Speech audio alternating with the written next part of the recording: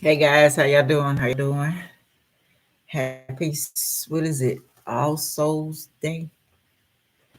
I think it's the original Halloween, meaning much more than we think. Um, I want to listen to well, the name of this is the originals, and this particular part has to do with the vampires. It's a movie on Netflix, and they're in New Orleans. Okay, and I'm gonna play a clip because it's supposed to be true. So I'm gonna listen to the YouTuber guy talk about it, and then we'll talk about the original people of New Orleans, where they came from. Okay, who was first? Put it like that.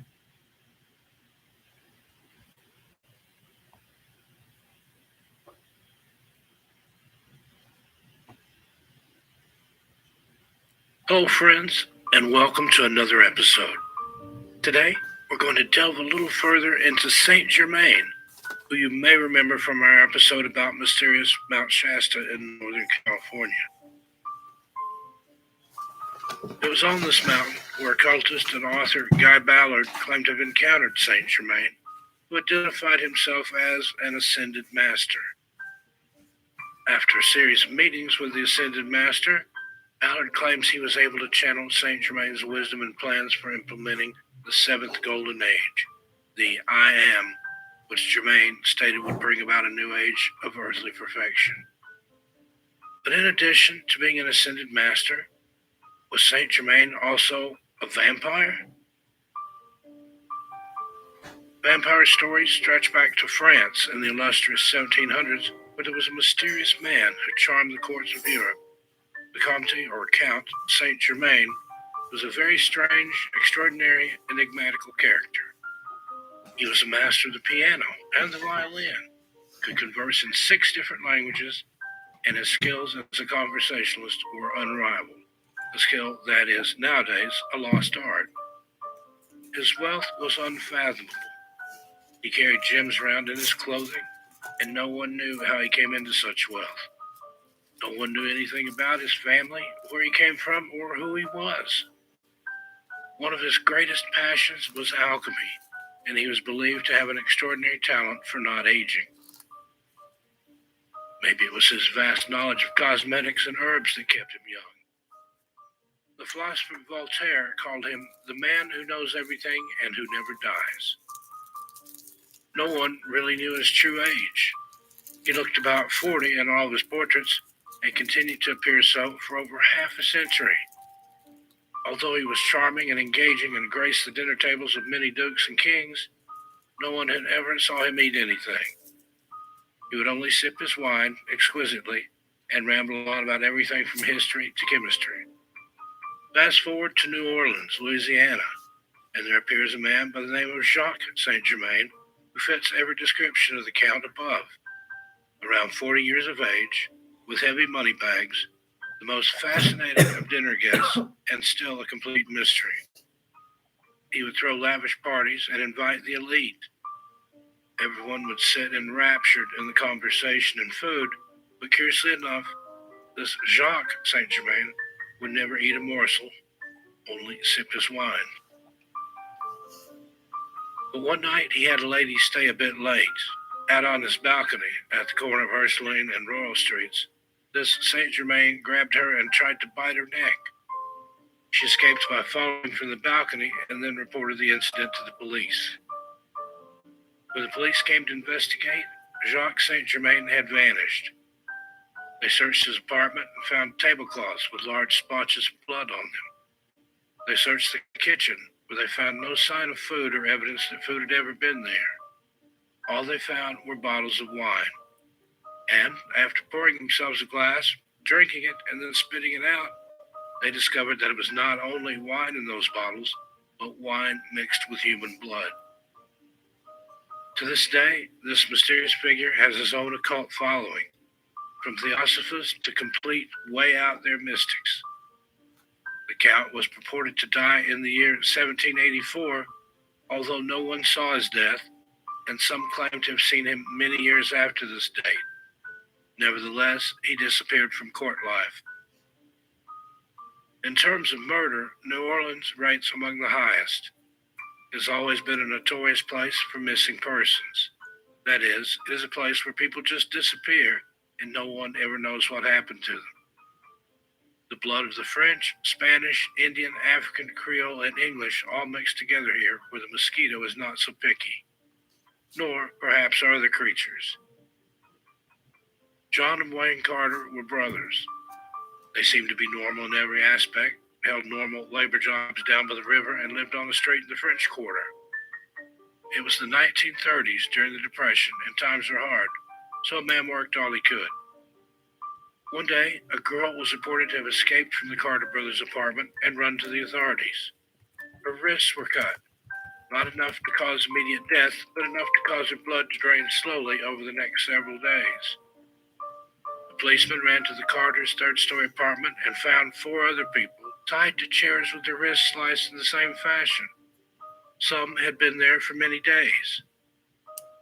The story was that these brothers had abducted these people in order to drink their blood at the end of every day when they came home from work. Police also found about 14 dead bodies. The cops waited for the brothers to return, and when they did, it took 7 or 8 of them to hold down the two average-sized men. A few years later, when the Carters were finally executed, their bodies were placed in a New Orleans vault. Cemeteries in New Orleans are quite picturesque. Not only are they more ornate than the rest of the nations, but they inter many generations of one family inside one vault. Remains sift down into the bottom of the vault, and when it's all rubble, a new body is slid inside. Many years after the Carter brothers' death, when they were placing some other Carter in the family vault, they discovered the vault was completely empty. No John or Wayne. They were gone. To this day, many sightings have occurred in the French Quarter that match the descriptions of these two brothers almost exactly. Years later, an owner of their apartment saw two figures that matched their descriptions outside on the balcony one night, whispering to each other. Both figures jumped off the top of the third-story balcony and took off running. The rumor is that if a vampire drinks of your blood 7 nights in a row, then and only then can you become a vampire. Some of those found in the Carter brothers' apartment had been there over 7 days. One warped fellow named Philippe went on to become a notorious serial killer. And of course, he would do more than just kill his victims. He was believed to have drank all 32 of his victims' blood. During the colonization of New Orleans, France was having a hard time getting women to go over there. This was mostly due to the fact that the men originally sent were thieves, murderers, and culprits of every type and caste, not to mention Louisiana's snakes, alligators, mosquitoes, and deadly humidity. Eventually, some women were sent. Some sources say they were nuns, while others say they were prostitutes. But nevertheless, a few of them made it. Many of them snuck off ship in Mobile, Alabama when they ported there and were told what type of riffraff they would be tricked into marrying if they stayed on board. These girls had the most interesting luggage, shaped like little coffins. So, to the New Orleans men's dismay, all that arrived in New Orleans were 300 of these coffin-like suitcases. Some stories say that they were empty. Some say they contained the undead.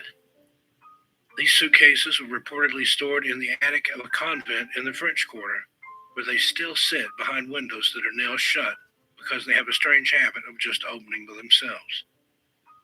Years later, in 1978, 2 amateur reporters demanded that the convent's priest let them in to see the coffins. The priest, of course, denied their entrance. So one night, these 2 men climbed over a wall with their recording equipment and set up their workstation. The next morning, the reporter's equipment was found strewn about on the street outside, and there on the convent's front steps were found the almost decapitated bodies of these 2 men. 80% of their blood was gone. To this day, this unsolved crime baffles investigators. And there you have it. Was the mysterious Saint Germain a true vampire, whose bloodline apparently continues to this day in New Orleans and beyond? Let us know what you think in the comments below. So, I'm looking at the original on Netflix, and it's about vampires, werewolves, and witches. And these particular vampires say they were the originals. They built New Orleans. So I did the history on New Orleans, and this is what I found.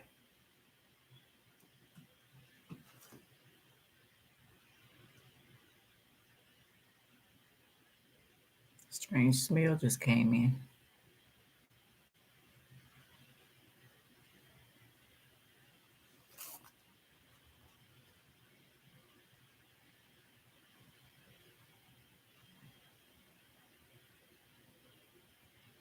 It says Four Winds Tribe, Louisiana, Cherokee Confederacy. They were joined by Cherokee, Chickasaw, Muscogee Creek, who dropped off in western Louisiana during Indian removal in 1830s. The Confederate was recognized by the state of Louisiana. The original inhabitants of the land that New Orleans sits, um, Chitimachi, with the Atakpa Chattawa, Homa, Natchez, and Tumka, inhabiting other areas throughout what is now Louisiana. So the first people there were Indians before they came. Um, the Pablo Indians also, the Hopi Indians, the oldest Native American tribe in the world. Okay, then also they had the witches, I noticed, were Caucasians with red hair. So I looked up to see um, what all in history had red hair, and it was the how do you pronounce this word?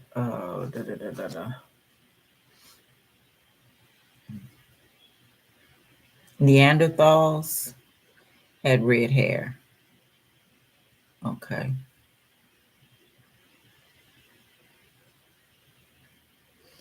and the Vikings also had red hair.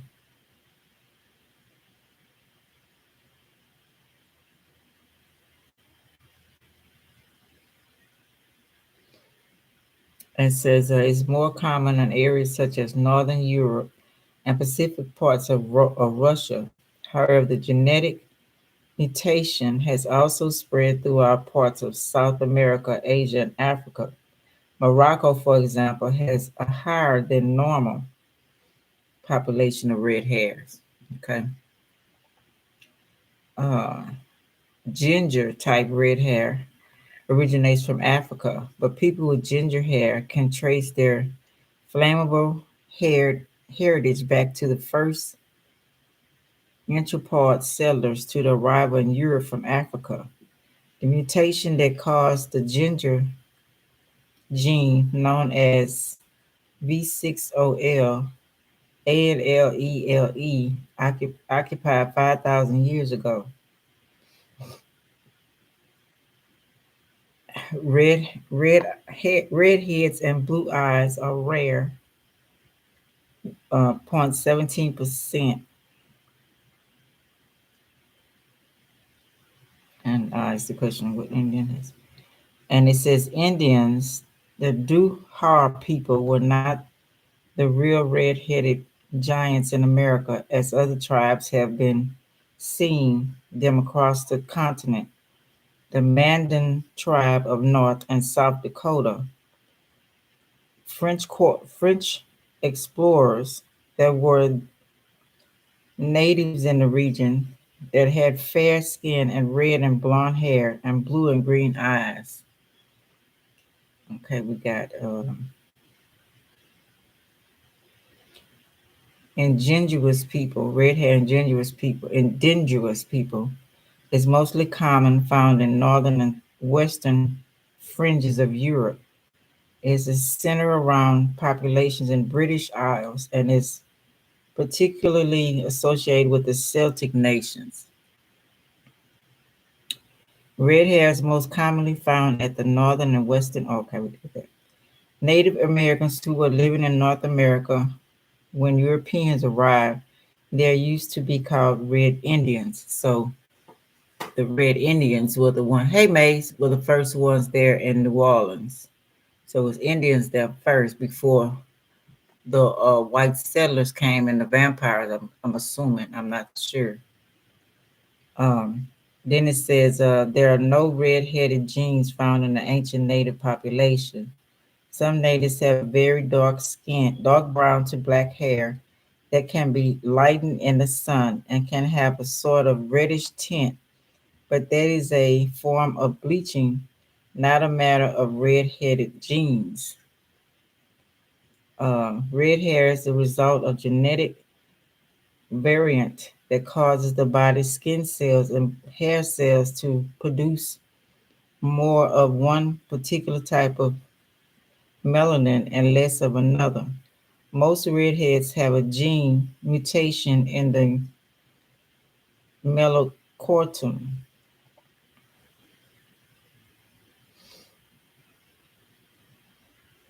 Indian Red New Orleans. Inside Indian Red, the anthem of New Orleans, Mardi Gras Indians, African Americans, the city have parading spectacular inspired by the Native Americans, months mafias for more than a century. The song of the Mardi Gras Indians for joy and mystery. Okay. Ingenious tribes of New Orleans. Um, okay, what I mentioned before, the same people. Then I said, okay, I was going back to when did the Africans come in? Hold on a minute. Hello? Hi? Can barely hear you. Can you hear me now? I'm making a video. What? Oh, I was gonna ask, over there on West Summit, have you seen any places that sell the rims for the car for a good price? Oh, I don't even know, Nikki. I couldn't even tell you. You probably have to call some auto places over here. I know AutoZone them do. They sell wheels. I mean rims. Yeah. Oh, I know that. Cause my two, I was wondering why the two tires in the front kept leaking, but the tires itself is fine. The two rims is bent. Oh, okay. Keep causing them to go flat. Mm-hmm. Yeah, they sell them. Okay, well I'll look online and see. But I ain't know AutoZone sold that. Yeah. All right. Will All you? right. Okay. But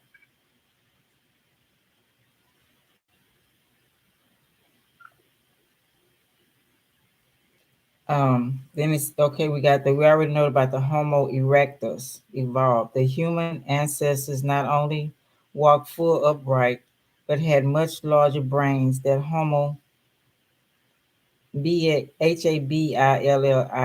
nearly twice as large on average. Homo erectus became the first direct human ancestor to leave Africa and the first to display evidence of using fire.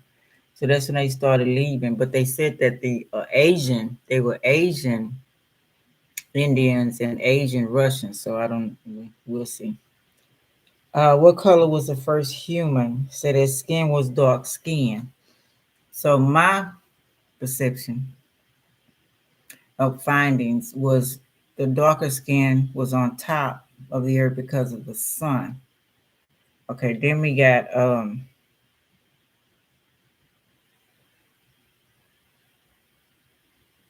how did Halloween get started? When did it start? It says Samhain in Celtic Ireland They started in the Celtics started something called we call Halloween,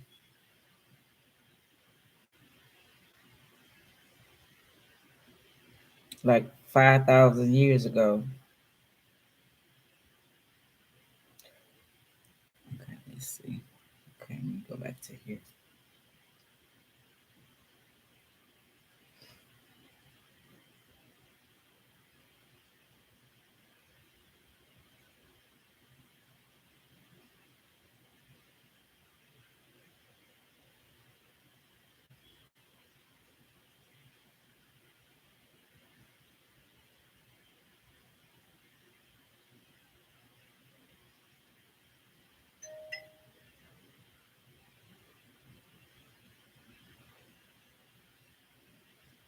You may want to start your Halloween adventure with one of the many haunted tours through the French quarters or some other spooky part of the city. There are haunted houses uptown in the Garden District and elsewhere.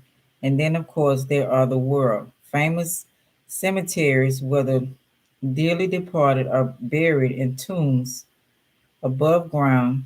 Hundreds of stories abound in which the ghosts of these cities of the dead make their presence known, some of which have actually been documented and visually captured. Hold on, y'all.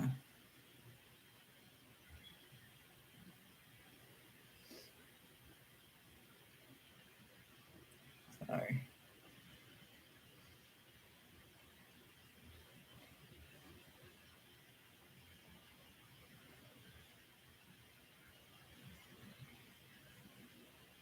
So not only do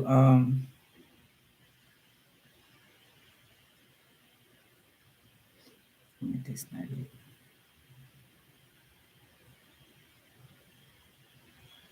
Yeah, but the picture fascinates me because they said they're the originals, but they the ones built after they, of course, they sodomized a lot of the Indians there. I'm trying to find my part. All my information I had yesterday is erased.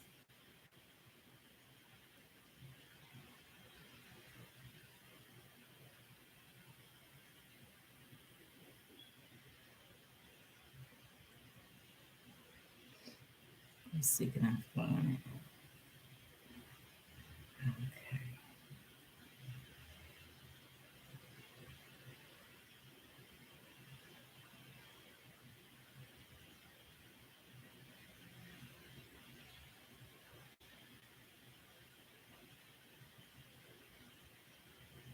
So the Indians were first to Louisiana to were already here, and they were trading, as we probably everybody probably know, with different countries, the Europeans.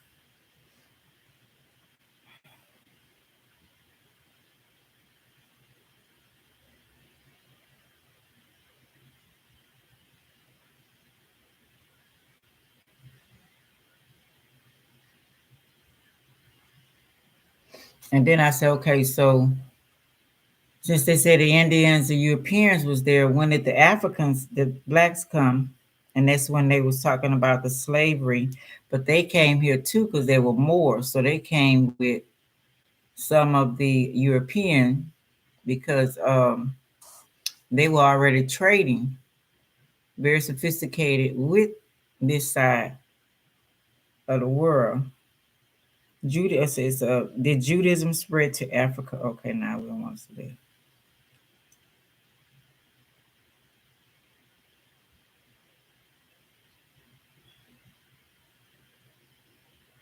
I hate when they mess up my stuff like that. Okay, so we'll listen to we already heard from the true vampires that were here. Let's listen to people, actual people who do drink blood.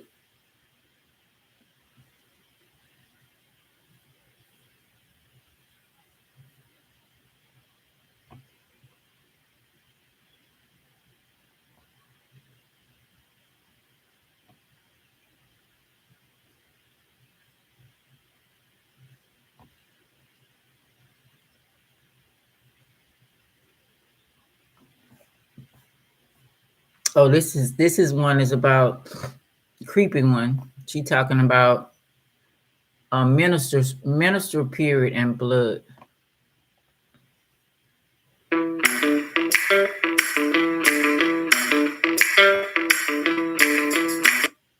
Literally this time.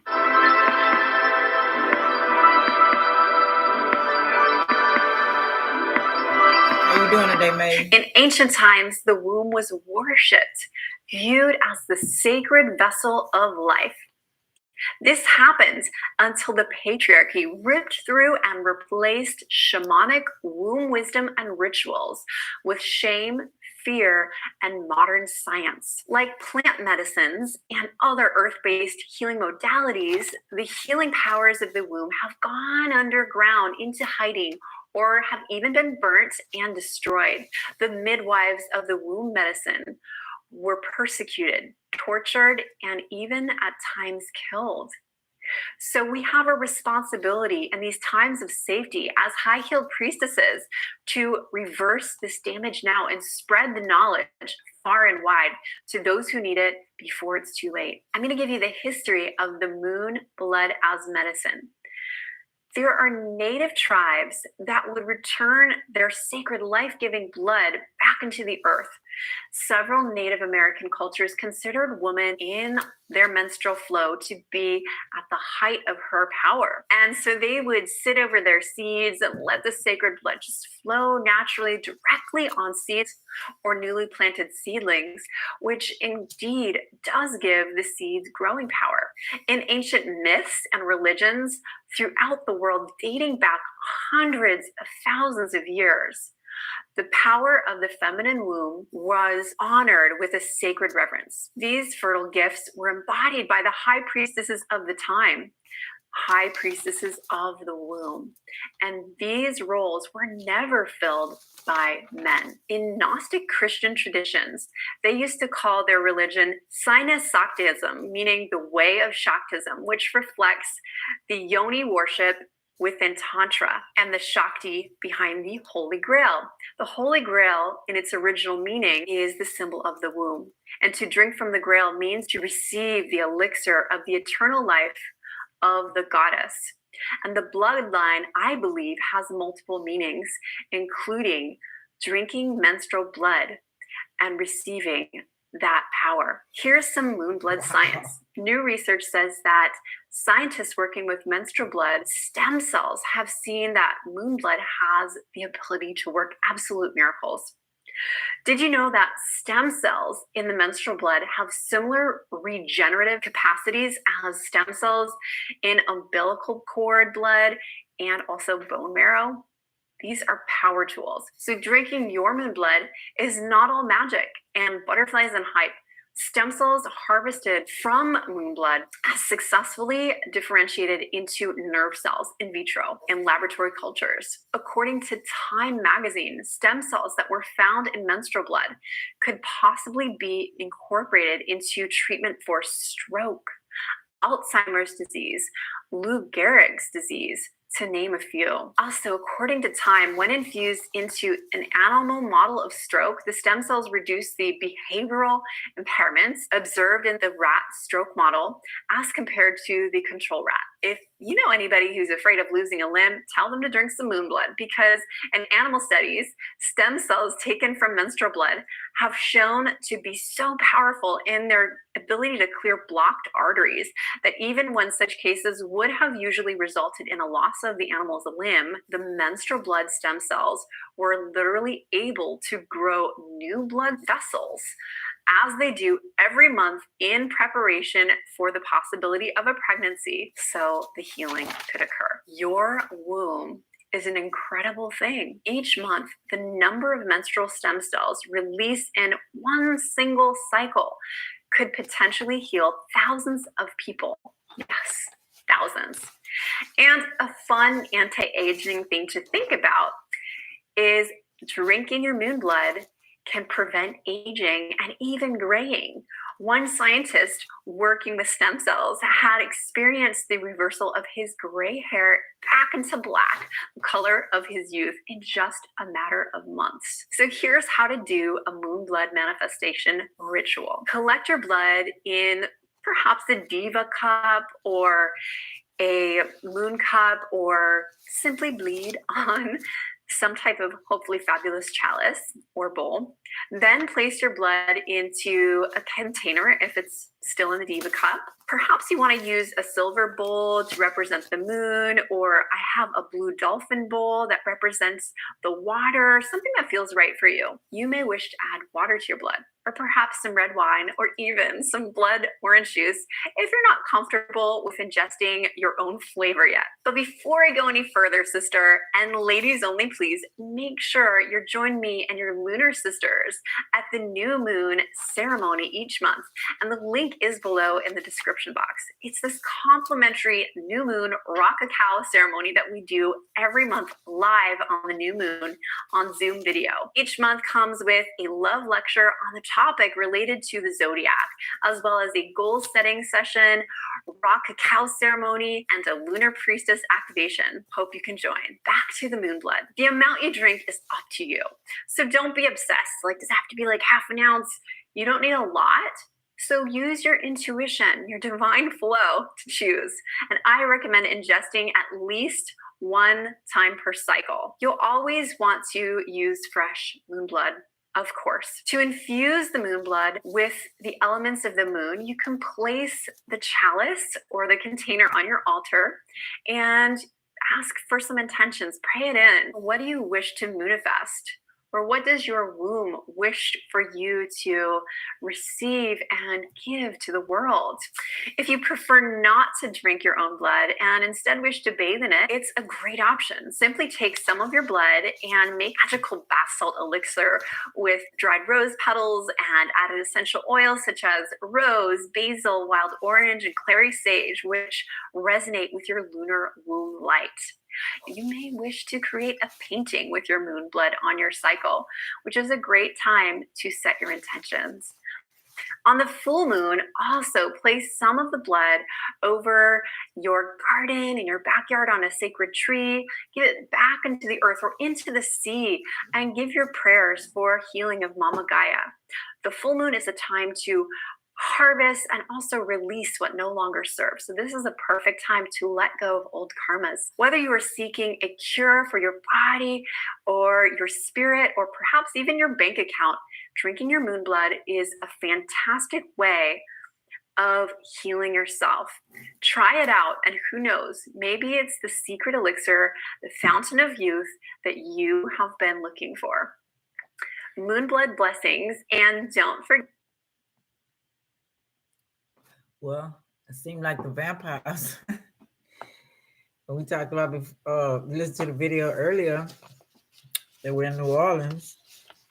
That was their thing with blood, and they stay youthful and alive. So y'all take that as y'all take that. Okay, a little bit more about. I found my notes now. I don't whatever. November 1st, Halloween. The Aztecs I was talking about before in Europe. Festivals of Sanhedrin, Sowin, Sowin, 20 years ago. In the area now, Ireland, United Kingdom, and North France celebrated end of harvest and started of the new year. So today is their day. It wasn't a Halloween, but that's what they believe today during this time was for. Leaving from summer going into winter. He came to America in 1840s with Irish immigrant. Wait a minute.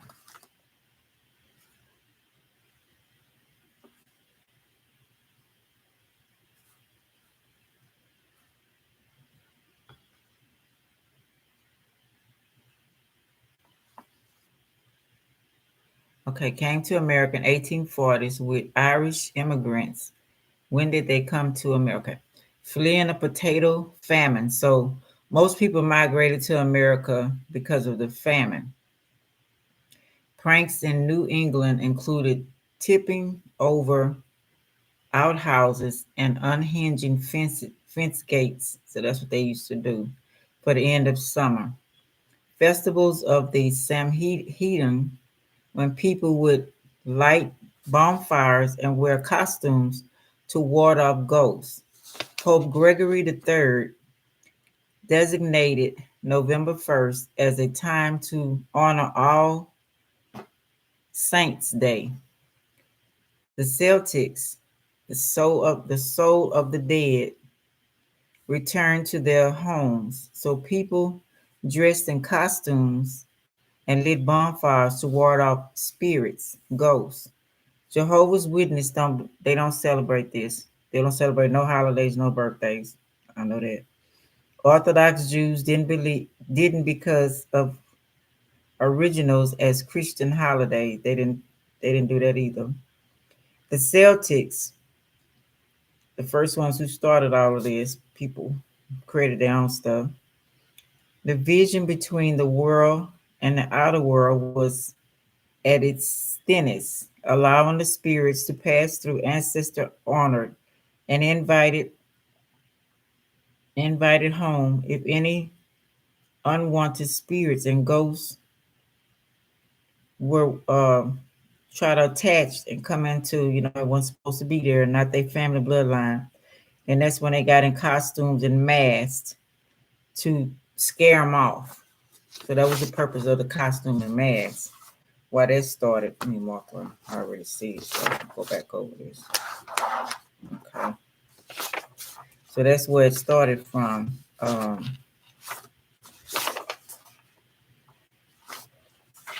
As harmful spirits, and this avoided harm.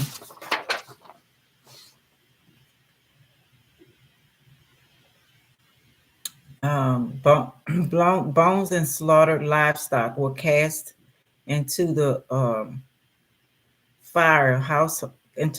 Household fires were extinguished and started again from the bonfires. Food for the living and dead ancestors, but this food was shared with the less fortunate. Okay, when they made their ancestor food, they know the ancestors weren't gonna eat it, so they gave it to anybody who didn't have food to help the homeless or whatever in them days. That's what they did. People who didn't have a lot. Um, Also, costumes and masks to ward off evil spirits and ghosts. Irish people came to America 1840 because of famine. Okay, I read that. They bought the Halloween tradition, and then they bought the pumpkin started. Also, the pumpkin carving said it may go back long before the Celtics. Okay, I got to put you on my phone. What was it say? Said something about the reason why they did. Oh, it was somebody named Jack, some spirit named Jack that they were afraid of, and this why they wrote that. Let me see, man.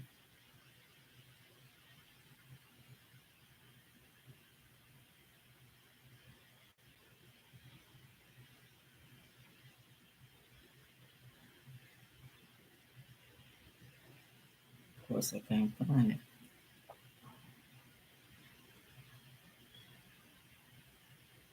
Well, anyway, it was some kind of, I guess, I don't know, Jackal, I don't know, some kind of spirit or some kind of demon, and they did the pumpkin carvings, which were at first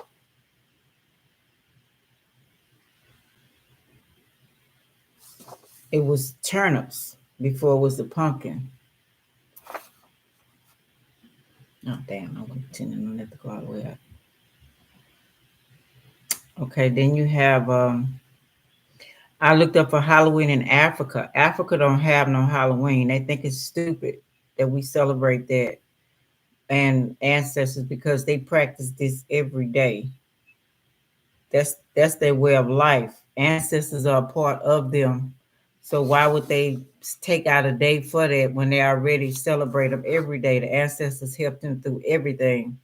They have set up all over the place for their ancestors because they live with their ancestors. The spirits of their ancestors talk to them. So what we do over here is silly to them.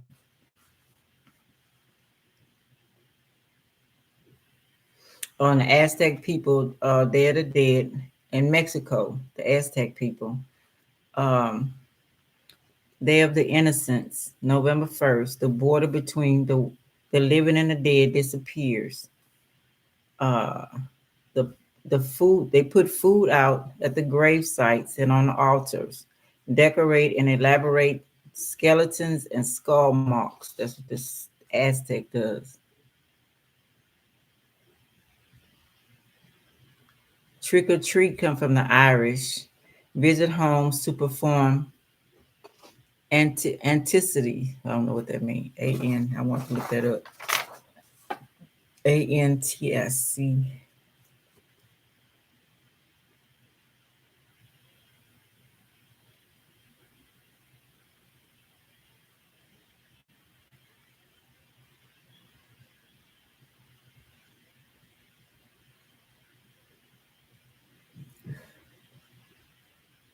It means attention drawn, often widely playful, or fun act or action. Childish performance. Okay, so they have fun singing and singing songs, reciting poems, etc., in return for a treat. So they didn't just go to people's house and just ask big for, they're not going to do trick or treat and they give you the food, give you the candy. They actually did something for the people, sing or whatever they did, some kind of something, and then the people would give them the treats. So that's what the Irish did. Okay.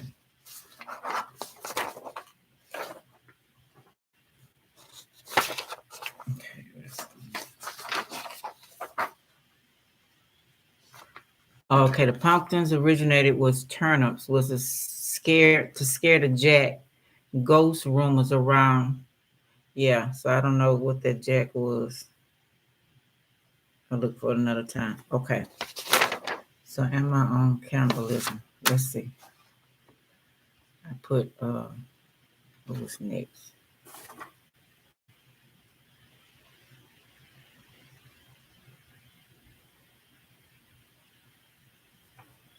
Yeah.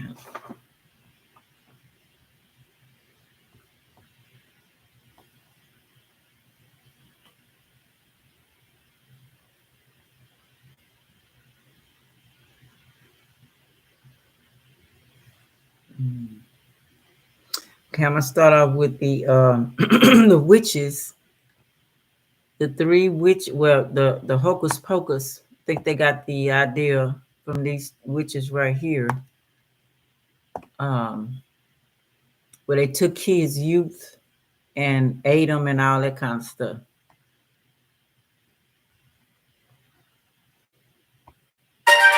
I know that change can be scary, but it can also be exciting.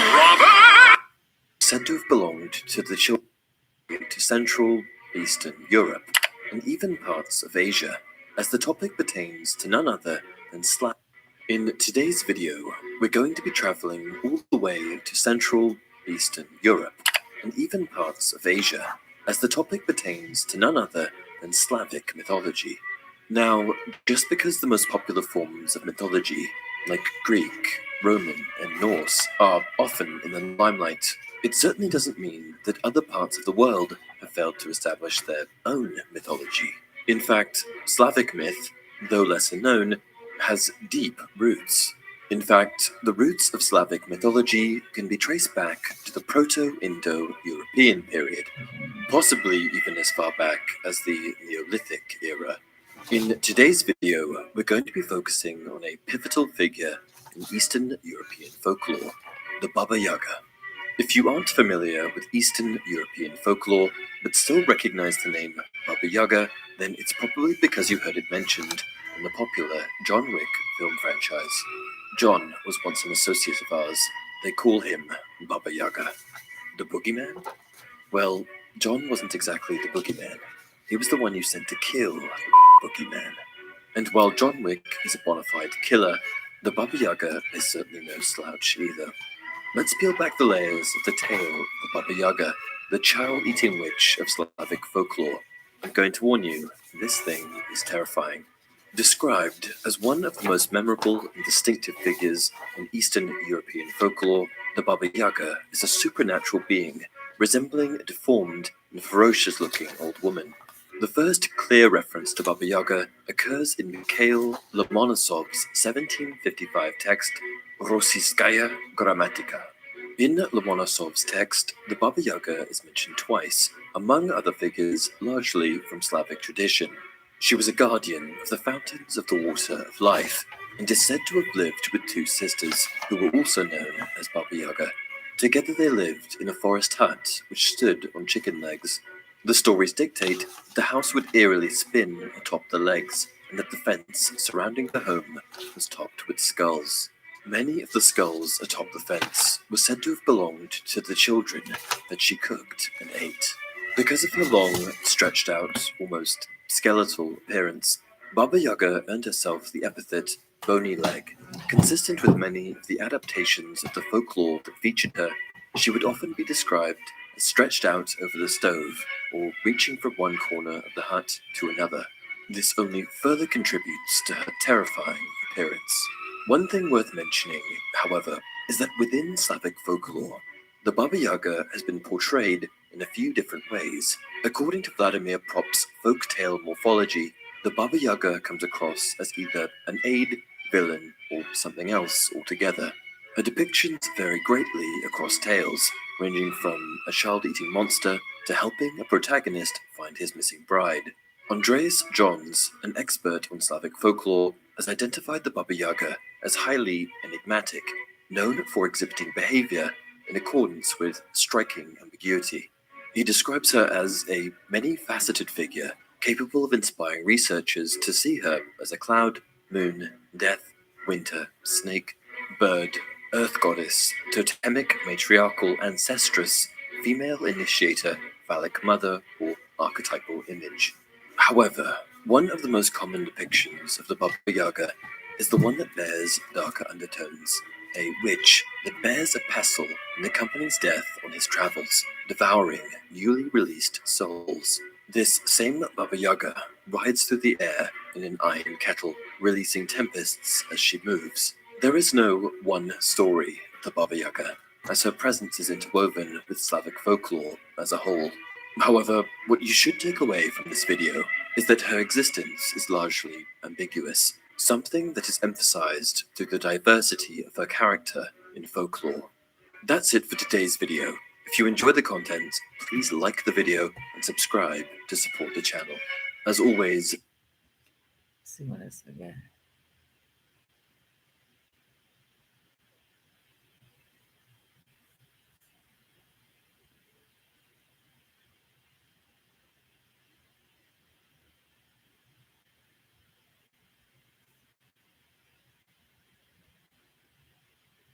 We're headed to the playground. Yeah, we're going to the playground. Have fun. I know we all remember the story of Hansel and Gretel. This is supposed to be the true story. You think I've never been to the playground? Shop Best Buy. And experience the magic of giving the perfect gift. Talking about old creepy fairy tales, especially ones that have very eerie backstories. And I'm sure we're all familiar with this story: breadcrumbs, candy, witches. But this story was actually inspired by some very scary real events. And I didn't know about any of this until I did research for this video. So this might blow your mind as well. By the way, if you did not notice, I am wearing brand new V-Team merch. This is our new blue sweater. It says V-Team on the front with snowflakes, and it has snowflakes all down the arm. And I don't know if you can tell on camera, but in between the white snowflakes, there's actually metallic silver snowflakes. They look so cool in person. I work really hard to get materials that are really, really soft. So the whole inside of this sweater is literally, I don't know if you can see, this is so soft. So these are available right now on the website. I have linked it down below. If you get one, please take a picture and show me. And yeah, I'll be wearing this all winter long, so don't mind me. I'm also like blending into the background. And speaking of that, if you did not know, if you want to enter to win, all you have to do is be subscribed to this channel. So my Jessie B channel, turn on a notification bell. And to win this beautiful magical backdrop behind me. All right, so without further ado, let's get right into this video. So Hansel and Gretel is based on something horrible that happened back in the year 1314. There was this huge famine in Europe. People didn't have any food. So mothers were forced to abandon their children and in some cases eat them.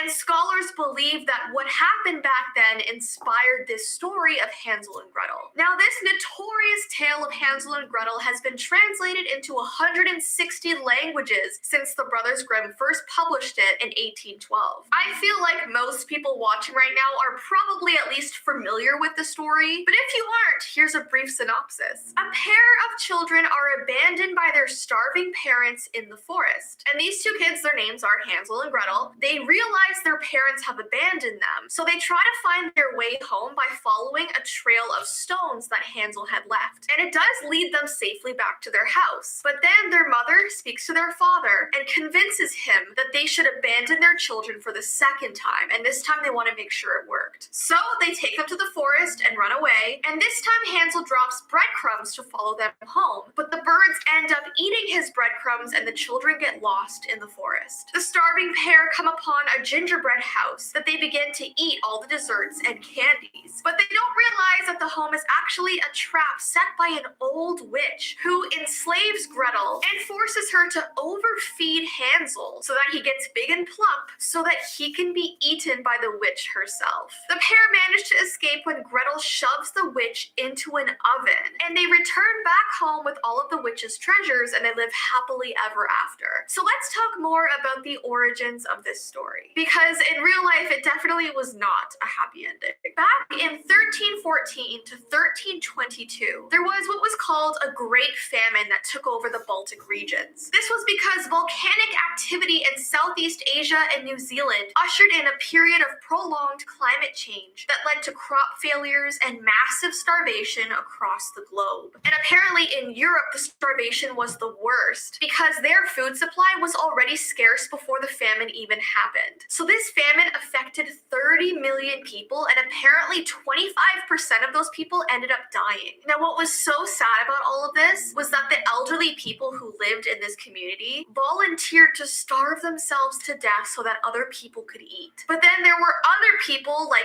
parents, who decided to abandon their children so they didn't have extra mouths to feed, which is horrible. They basically wanted to have all the food to themselves and didn't want to give it to, like, literally their daughters or sons. And that's exactly what was seen in the Hansel and Gretel story. The parents took the kids to the forest and literally dipped. Other people would even try to eat the weaker ones in the group. Hence why the witch was trying to eat the children in the story. And like I said, it was from all this chaos that happened in real life that brought up the Hansel and Gretel story. And here I was my whole life thinking this was just a fictional story, and it is to an extent, obviously, but I did not know it was based on real tragic events. Now, Hansel and Gretel wasn't the only tale that came out of this great famine. There was another fairy tale called The Little Boy and the Wicked Stepmother. In this fairy tale, two children are also abandoned in the forest, and they find their way home following a trail of ashes. But when they return home, the stepmother throws the little boy into a pot and forces the sister to set the table so the family can eat him. So the poor boy is boiled up in this pot for dinner, and the horrified sister takes her brother's heart, goes into the forest, and hides it inside a tree. Now, back at the house, the father unknowingly eats his son for dinner. The sister refuses to take part. She does not want to eat her food. The next day, this cuckoo bird emerges from the tree where the brother's heart was. And this bird starts singing, "Cuckoo, my sister has cooked me and my father has eaten me. But I am now a cuckoo and I'm safe from my stepmother." Now the stepmother sees this bird saying all these things. She's terrified because she realizes it's like the boy's spirit in this bird. So she goes and throws a lump of salt at the bird, trying to injure it. But instead it falls back on her head and she dies. Like, isn't that such a bizarre story? And there are so many other really strange and horrible stories about, like, parents wanting to eat eat their kids that came out of this famine. There's this other really strange fairy tale that's called The Ungrateful Son, and it's about this man with his wife sitting at the table eating a roast chicken. That's when he sees his elderly father come to the door asking for some food, and this husband ends up hiding the chicken somewhere in his house so his father can't have a piece of it. Instead, he only offers his father a drink of water, and then the old man leaves with no food in his belly, all because this man only wanted to have the chicken for him and his wife. Well, when the son goes back to retrieve the chicken, he finds that the chicken has transformed itself into a giant toad, and the toad jumps on his face and stays there forever. He literally just has a face frog. No one's able to remove the toad because if someone tries to, that toad will jump onto someone else's face. So no one wants to go near this man. And what's so gross and creepy is that this man has to feed the toad on his face every single day, or the toad will start eating his face. What? And that's literally it. So the moral of the story is that you should always share, or you'll have a face frog. But I guess back then times were tight. People did not want to share their food. But I don't know about you guys. If my father came over and was like, "Can I have a piece of food?" I wouldn't deny him that. Anyway, so guys, that is the end of today's video. I know it's crazy. Another one I want to read, going back to Hannibal Lecter. True story. Thought I'd tell some gruesome things for Halloween. This Mexican serial killer was inspired by Hannibal Lecter and The Silence of the Lambs. Silence of the Lambs, the only horror movie to ever win the Academy Award, blah, blah, blah, blah. Lecter was introduced to the audience. Wait a minute, let's go back. Skip all that. Alfred Belli Trevino, who was known as the Wolfman of Nuevo Leon, was a former physician from Monterrey, sentenced to death for murdering his lover, Jesse Castillo, and mutilating his body. He was also suspected of killing several hitchhikers in the late 1950s and early 1960s. Harris met Trevino while working as a journalist on assignment at the Nuevo State Prison, where he was interviewing another inmate. Trevino was known as Dr. Salazar in the prison and talked to Harris about treating the prisoner he was there to interview. Later, Harris learned that Trevino was also an inmate. In the interview, Harris remembered Trevino as a small little man with dark red hair. Something about that red hair going on. And some witches have, well, people have red hair, whatever. I think you go back to the, some people say Cain or Esau, and said that he stood very still and there was a certain elegance about him. Although Trevino was given the death penalty for his crime, his sentence was commended, whatever. And he was released from prison in 1980 after 20 years. Okay, so he ate the people, whatever, all that, but they let him out of prison. Great prison system we have. He resumes his practice as a doctor. He died of cancer in 2009 at the age of 81.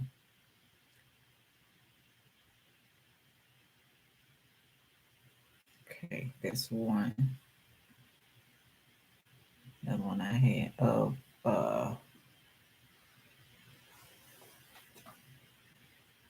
women serial killers. The most disturbing tales of female serial killers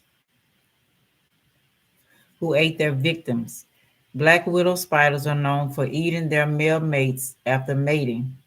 Male black widows often won't even approach a female for mating unless they can tell by the silk fibers that the female has eaten.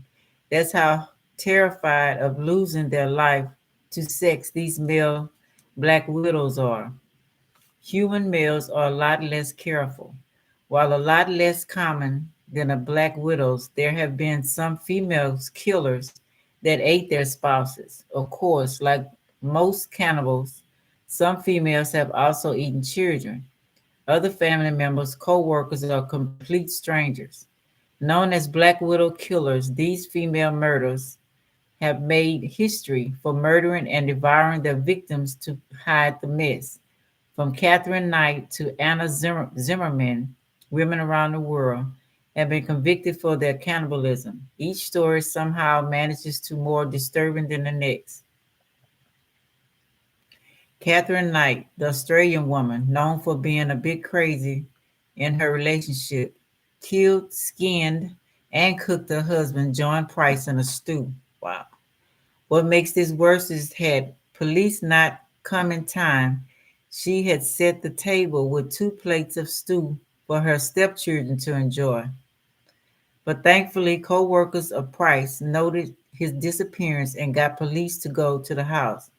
Knight was arrested, charged for his murder, and sentenced to life without parole, but they let the other man out. Okay. That was the first that sentence was given for a female killer. Isabel Priors and Bruno LaSalvie, along with Jordan, these two basically lived out the life of Mrs. Lovett from Sweeney Todd.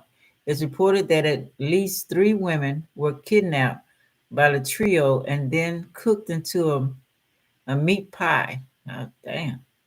For some bizarre reason, the 3 killers thought eating human meat would be cleansing of the soul.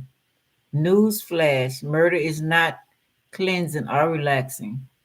Once the trio was caught, they were each sentenced for 20 years in prison.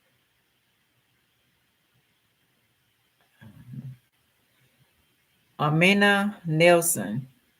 Less than a month into her marriage, Nelson went after her husband with a pair of scissors, stabbing him and then beating him over the head with the iron. In court, Nelson reported that she killed her husband, otherwise, he would have sexually assaulted her.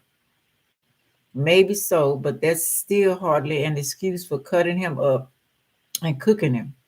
Police found his head cooked in a container in the fridge, but failed to find out about 80 pounds of flesh. His hands, ribs, and genitals were specifically noted to be missing. She did say she cooked his ribs and ate them while dressed in red like the devil.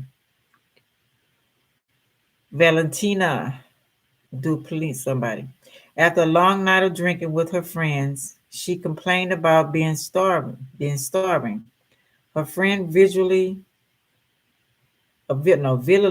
whatever her name, felt the same. So the two killed their friend and chopped him up to fry, since they must have been too lazy to just go to the store and get something. The worst part of the victim's brother was also hanging out with them and ate some of the fried meat once he woke up from his hangover. He had no clue he just ate his brother. Wow. Anna Zimmerman already had history of cooking up unconventional meat.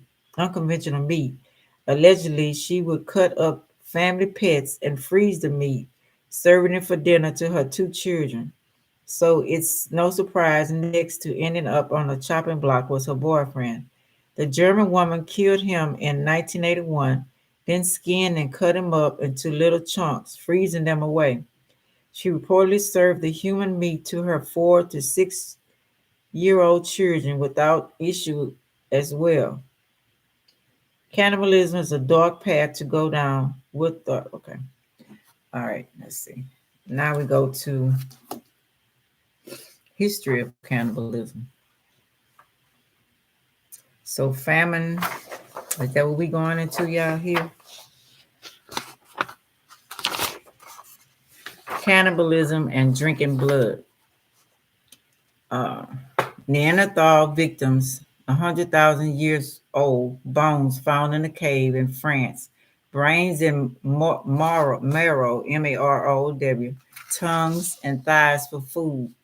Homo sapiens and artisan humanians defleshed 600,000 years ago. The oldest Homo sapien bones from Ethiopia showed signs of this as well.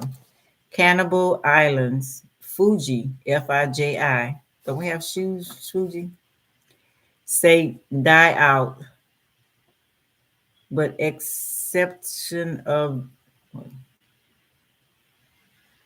the Noah Caves, home to the last eating group on the island.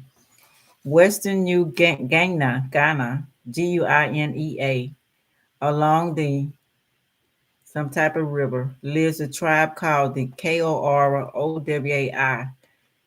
The believed mysterious deaths are attributed to demons who take on human form, and it is their duty to consume the dead man's carcass in order to take revenge for the death.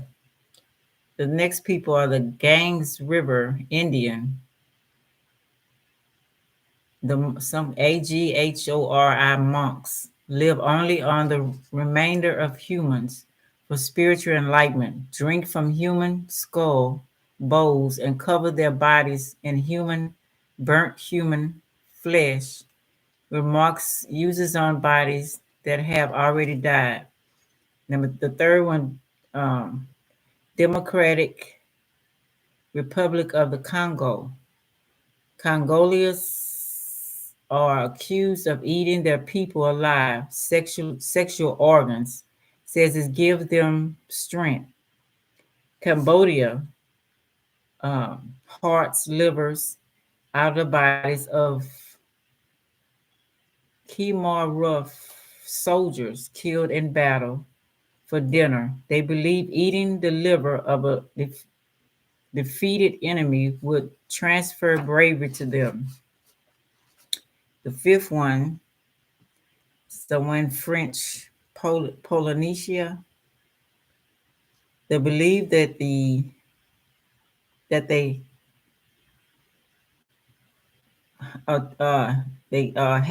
hacked a German tourist to death before eating him and then burned him and ate him. In Libya, doctors without bodies wait a minute, hold evidence, but the people say it's none of their business what they do to their own people. So they eat their people, and they say nobody can not mess with them. Okay, so let's go to number.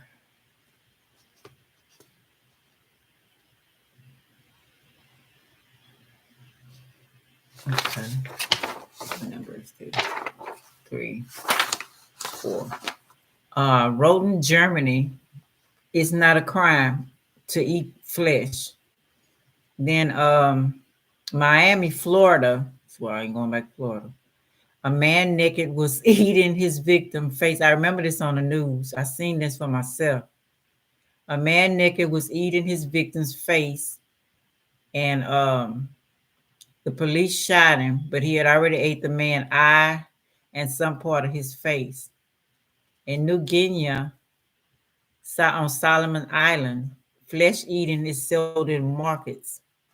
In Europe, cooked human flesh in the 11th century English markets during times of famine. Spaniards also cutting down bodies of thieves and eating them.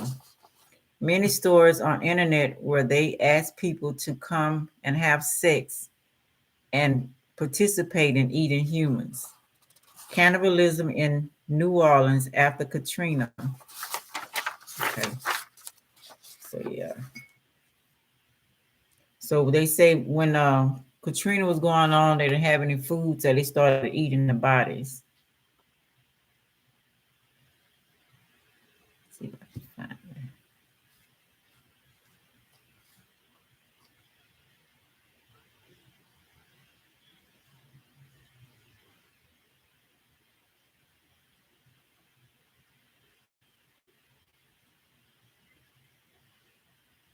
Oh yeah, here you go.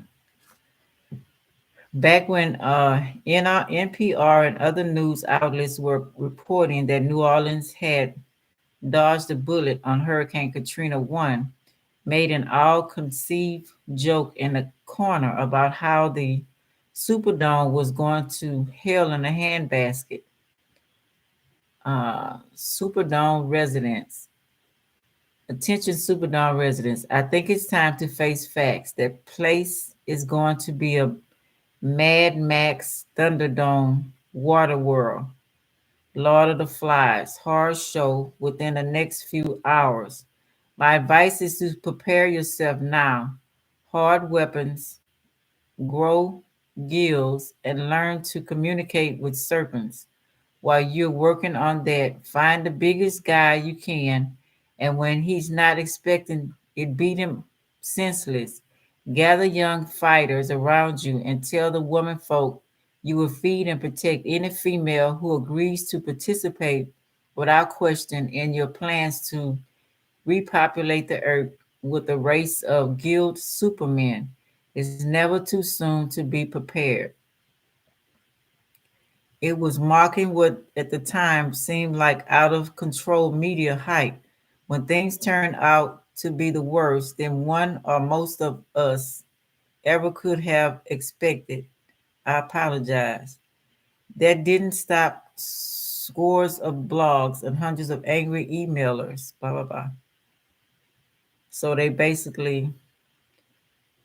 also something because you see, after 4 days without food, blacks in New Orleans would transfer into cannibalism, humanoid underground dwellers. On September 2nd, Randall Robinson, former president, wrote, "It's reported that black hurricane victims in New Orleans have begun eating corpse to survive. Before we move on, let's be clear about all the okay. So whatever. So yeah, let's see what else I got.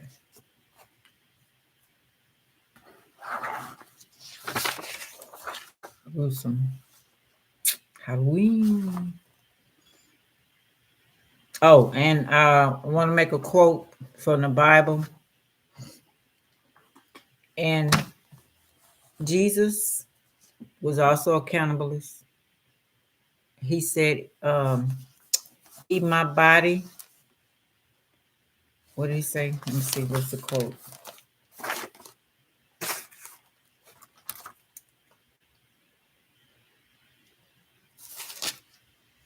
The Last Supper. Well, I probably ain't gonna be able to find it, but the quote was, eat my body and drink my blood. If y'all remember that, people, they use wine and they use little cakes, but he did say that. And another part in the Bible where it says,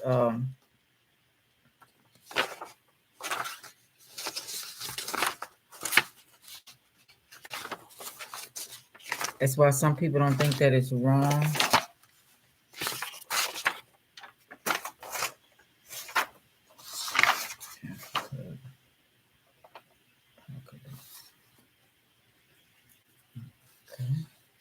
Oh, here you go. Genesis 40:19.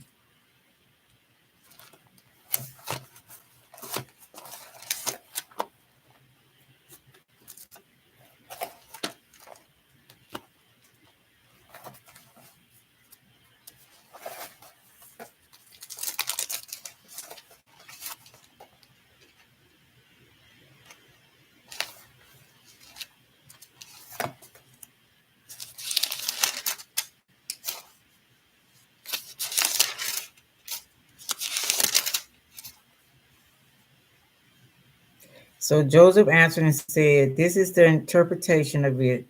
The 3 baskets are 3 days. Within 3 days, Pharaoh will lift off your head from you and hang you on a tree, and the birds will eat your flesh from you. Okay, so he was talking to the prisoners. Joseph, a slave in Egypt.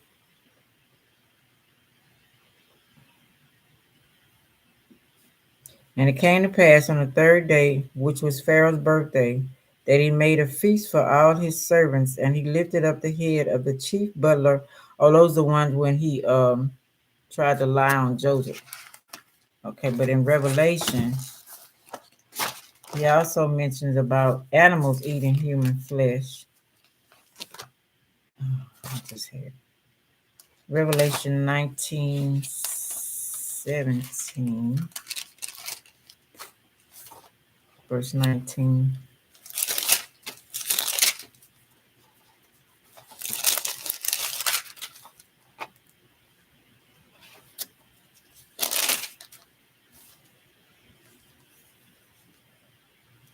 And I saw the beasts, the kings of the earth, and their armies gathered together to make war against him who sat on the horse and against his army.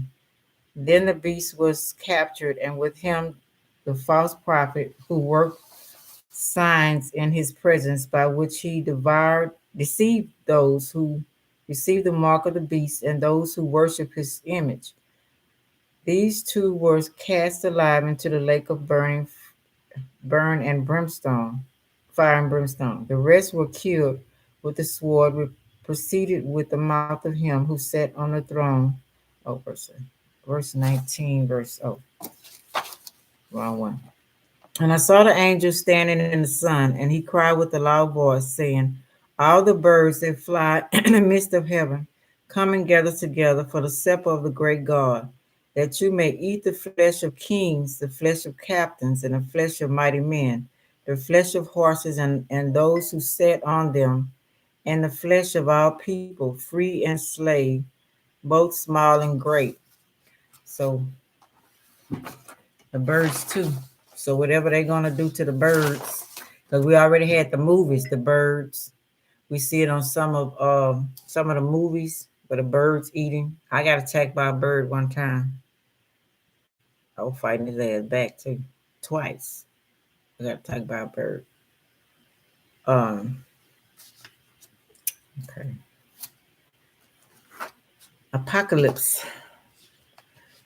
Let me see what else I want to talk about.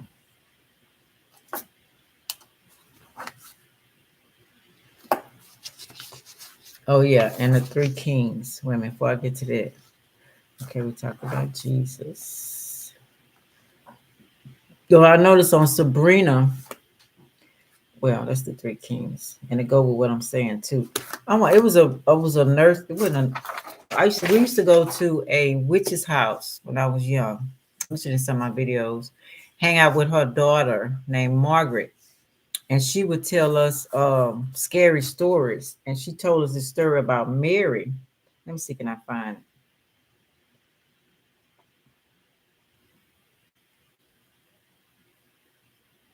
Story of Mary stealing a man's liver in the graveyard. Oh yeah, where's my liver? Let me see if they got the word.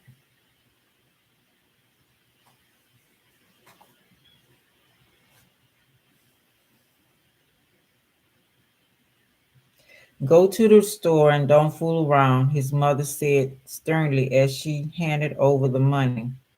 Your father boss is coming to dinner tonight and we're having his favorite meal of liver and onions. It's important that we make a good impression, so get the best liver they've got. I will, Mama. Now, this is not what we would say, change the name, I guess.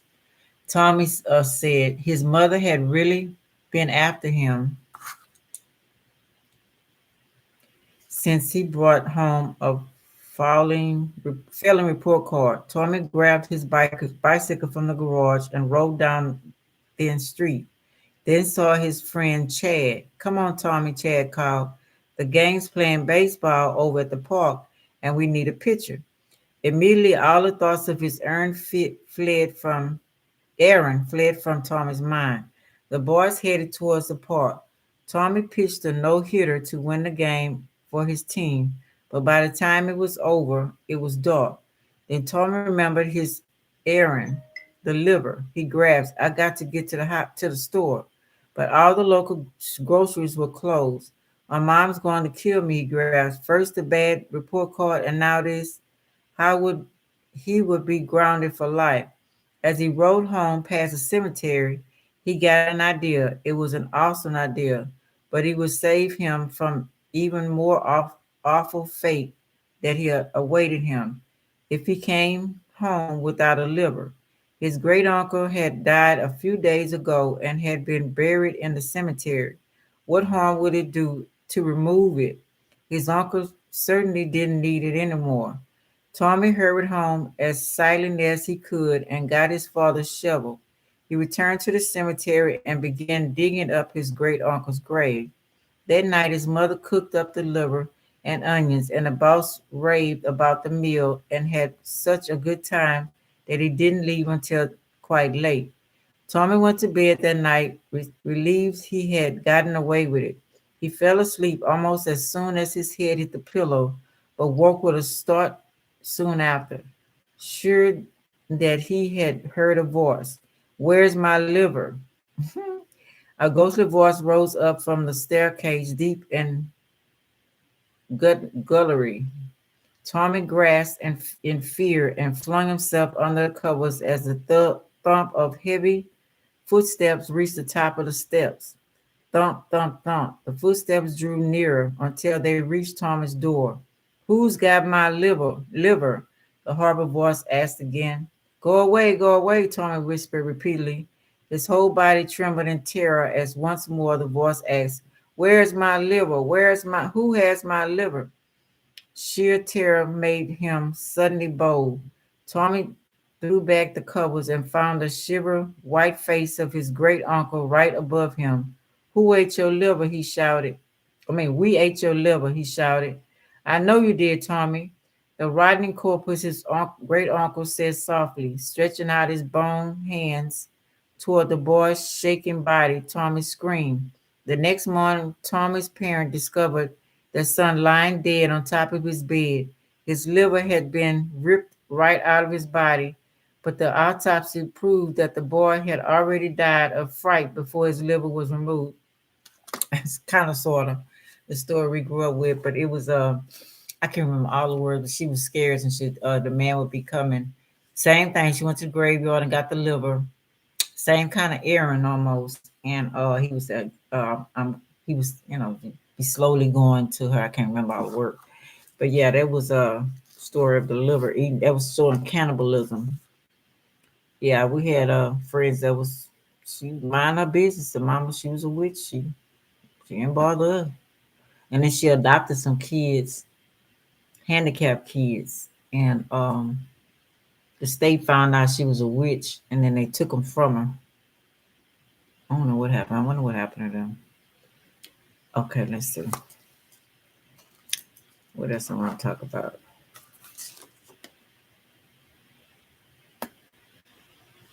Let me see if I got another video.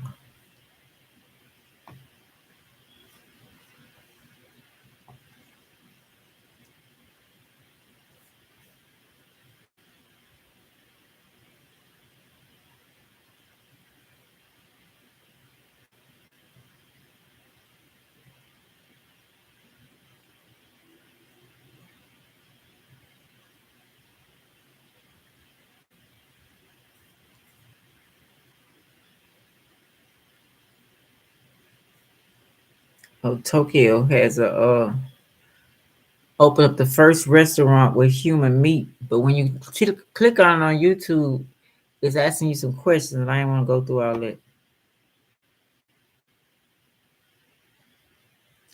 And cannibalism, Performances. This one's for you, apocalypse, John. man Rest is the in other white peace. meat. Welcome to Sig Flicks, where I take a deep dive into the cinematic sewer to help you embrace your inner gore geek.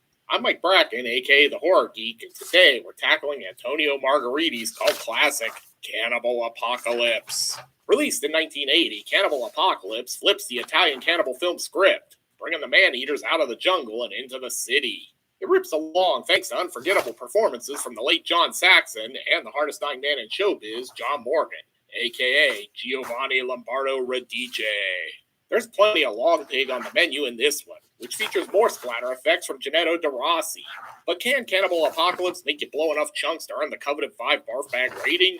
Let's get to the gore and find out. We fade in on some stock footage from NOV. Hey, at least it breaks with the Italian cannibal film tradition of opening in New York City. John Saxon. I like where this is headed. Wait a minute. Screenplay by Jimmy Gould? That sounds bogus. Oh, look, it's another Dardo Sacchetti pseudonym. I give out a lot of screenwriter credits on this show, but Sacchetti has more than all of you combined.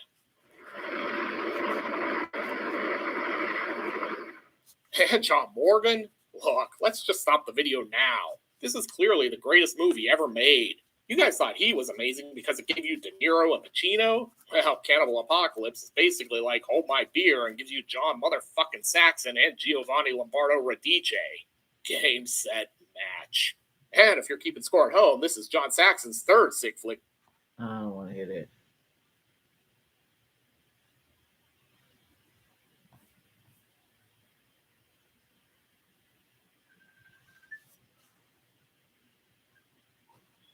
Oh, girl, I almost forgot. I'm glad you called. All right, bye. I forgot it. I got to go.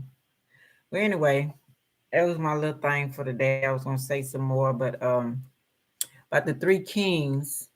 Looking at Sabrina, and she they were the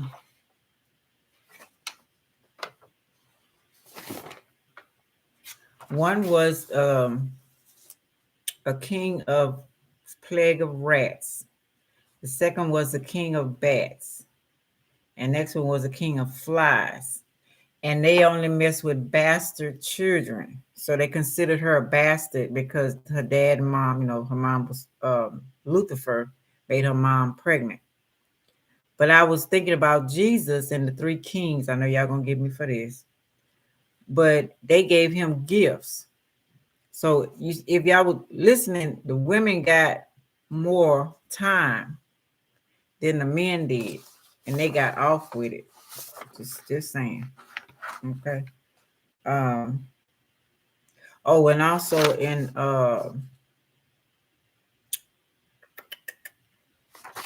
it was talking about oh, in the Umbrella Academy, I noticed that the daughter, the last daughter, I forgot her number 7, I think it was, she had the most power, but she kept forgetting through one of these realms that they went through. So her dad gave her a brain, Allah made a brain to eat for her to get her memory back, to know who she was. I thought that was creepy. Just kind of introducing that. We've been seeing that for years, though. It's another one I wanted to say before I get out of here.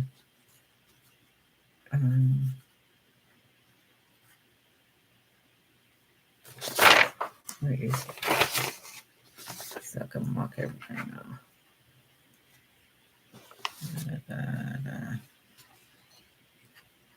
That. Oh, another one in Sabrina. They convinced the young people, the people, back in the day, they had to eat people, and you had to volunteer to do that in order to make sure that y'all survive. So they would kill you, and they'll give you some promise, like they do the what they do to what they call them people. Allah would say, if they do this, then they'll go to have virgins and all that in afterlife. So after the famine was over with, they still kept that tradition in that church that Sabrina was going to, Satan's church. And so they would convince the people to still volunteer to be sacrificed, to be eaten by the congregation. And they would be queen for like a week before they ate them. And Sabrina went against that. And she tried to abolish that. So I thought that was pretty good. But a lot of people keep traditions that are over with. Okay, eating Israelites. Which way? All right, y'all. Here's what it is. All right, like, subscribe, share, and comment. I really appreciate it. I'll talk to y'all later. Thanks, May.